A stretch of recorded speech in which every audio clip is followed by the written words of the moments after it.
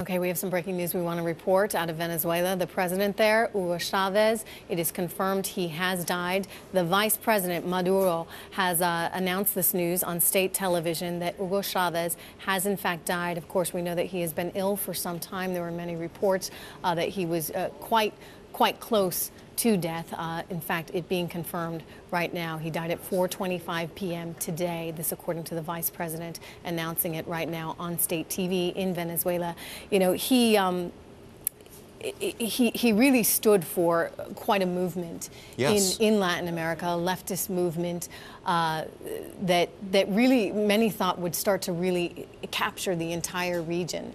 It was obviously prevalent in Bolivia. In some ways it has, in the sense that, yeah, there's been such a focus on trying to bring back the wealth of these countries to the people. He, obviously, Hugo Chavez took that to an extreme by possessing some of the oil companies. There he is with his daughters, by the way, in a fairly recent photo.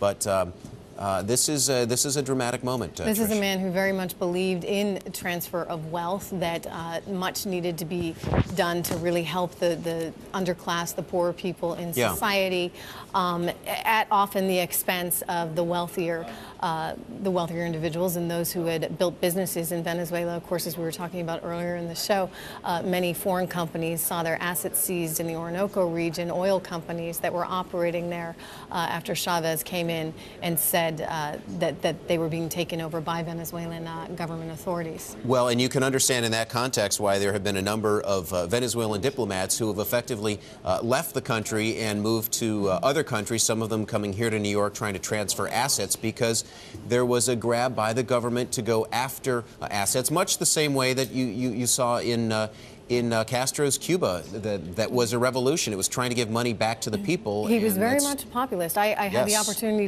to hear him speak multiple times, and his entire platform was really about the need to restore wealth to the underprivileged classes in Latin America, something he spoke about at length and tried to do quite a bit on.